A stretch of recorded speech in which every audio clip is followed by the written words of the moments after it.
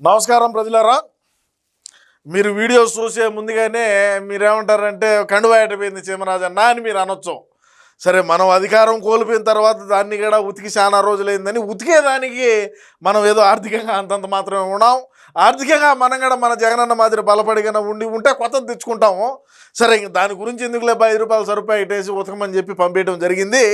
సరే, ఇకపోతే తెలుగుదేశం పార్టీకి సంబంధించినటువంటి ఎక్స్లో ఒక అఫీషియల్గా వాళ్ళు ఒక పోస్ట్ని విడుదల చేయడం జరిగింది. ఏంది కథ, ఏంది వ్యవహారం అని అంటే, అధికారంలో ఉంటే పీకలు కోయడం, దాడులు చేయడాన్ని ప్రోత్సహించిన జగన్ అధికారం పోయాక కూడా రపారపా గంగమ్మ జాతరలో పొట్టేలు తల నరికినట్టు నరికితే తప్పేముంది అంటున్నారు.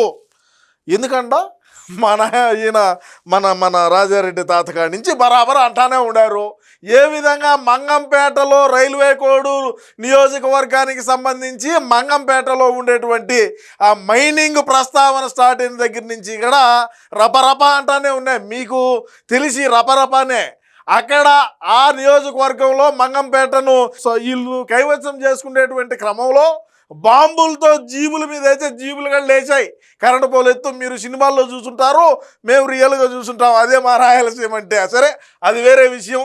అదేవిధంగా హింసను దాడులను అధినేత ప్రోత్సహించడంతో వైసీపీ శ్రేణులు గంజాయి మత్తులో మారణాయుధాలతో రాష్ట్రంలో తెలుగు ఏంది సర్వ విహారం.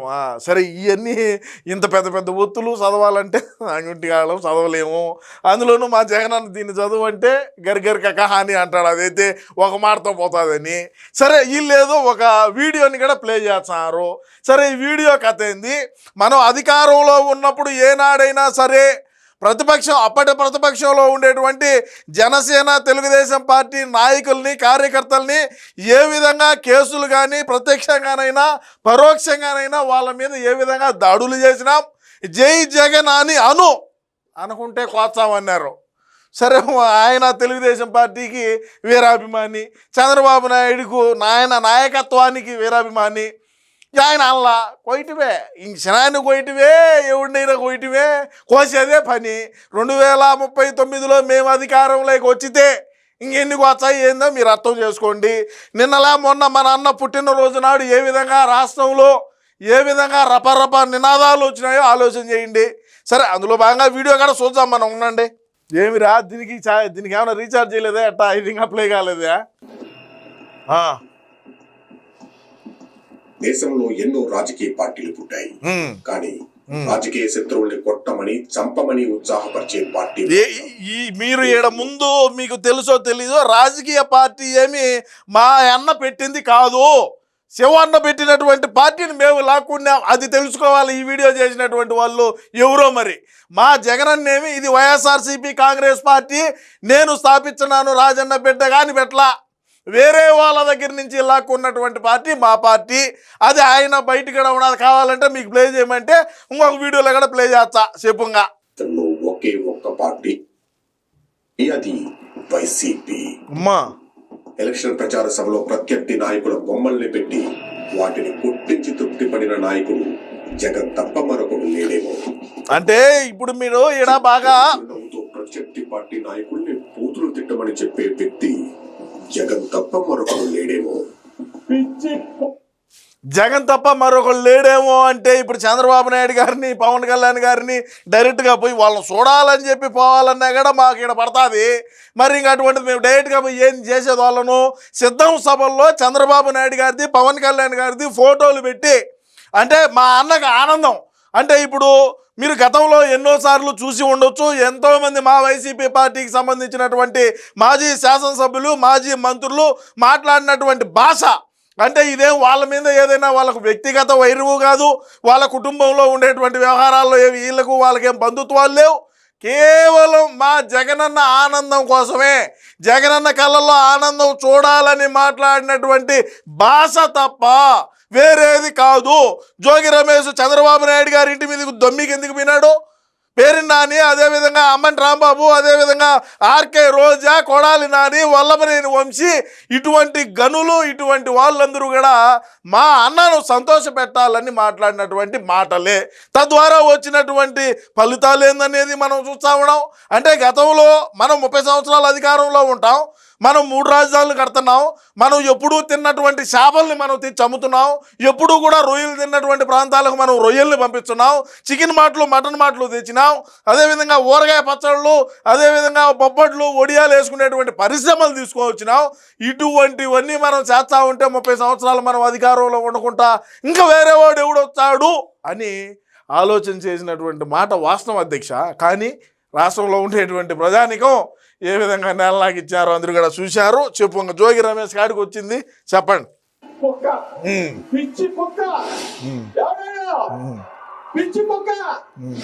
ఆనందం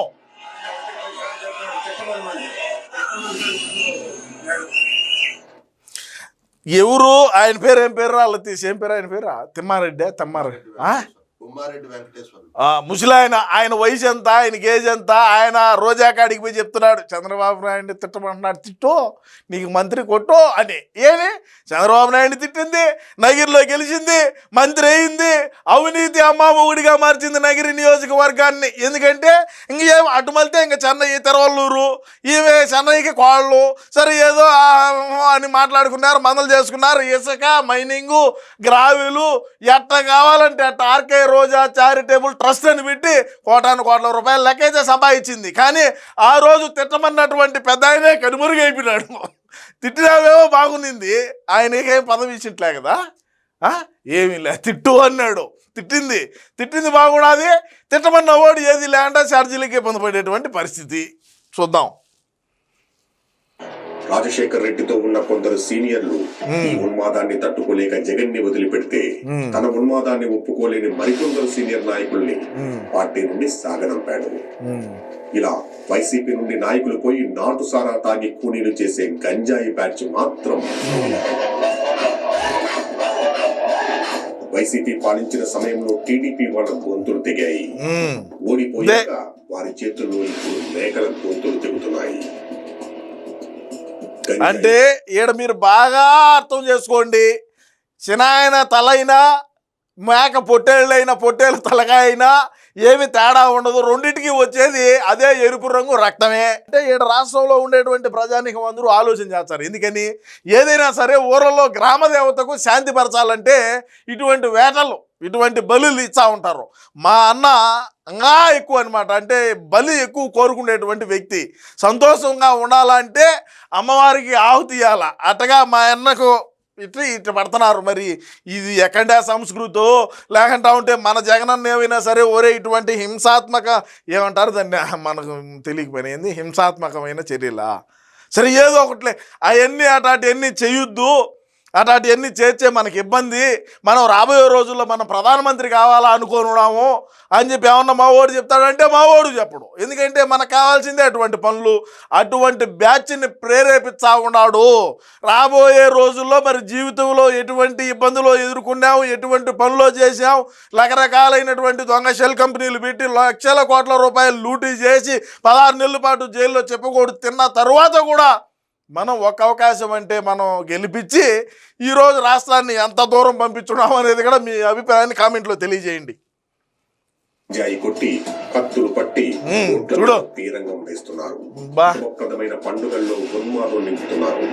స్వచ్ఛంగా చేసుకునే పుట్టినరోజు వేడుకలు మాజీ మంత్రి చేస్తున్నారు. తాగింది దిగక ఎవరన్నా అడ్డం వస్తే ఆడ మగ తేడా లేకుండా దాడులకు దిగుతున్నారు. మేం అధికారంలోకి వస్తే రప్ప నరుగుతామని క్యాడర్కు వస్తే రప్ప నరగటం తప్పేంటని జగన్ కొంత పాడుతున్నాడు. గంగమ్మ జాతరలో పొట్టేలు తల నరికినట రప్ప నడుతున్నాడు. మంచిది. అధికారంలోకి వస్తే అభివృద్ధి ఆపేస్తామంటున్నాడు. కాదు, మంచిదే అంటున్నాడు. చూడండి, ఒరే ఈ సినిమా డైలాగులరా, అది మనం ప్రజాస్వామ్యంలో వాడకూడదురా, అటువంటి భాష మాట్లాడకూడదు, అటువంటి చర్యలకు మనం పాల్పడకూడదు, మనం హింసాత్మకమైనటువంటి పనులు చేయకూడదురా అని ఏమన్నా చెప్తున్నాడా? చెప్పలా. ఎందుకు అంటే రాబోయే రోజుల్లో ఏమి చేద్దామన్నారు?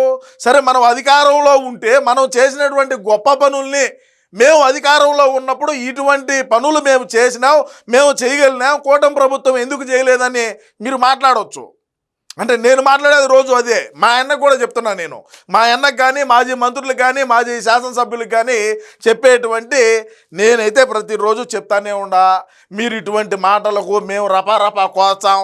మీరు ఎవరైతే రాష్ట్రంలో పెట్టుబడిదారులు, మీరు పెట్టుబడులు పెట్టేదానికి వచ్చారో, మేము అధికారంలోకి వచ్చిన తర్వాత 2 నెలలకే వాళ్ళందరినీ వచ్చిన దారిలో పంపించేటువంటి పని మేము చేస్తాము.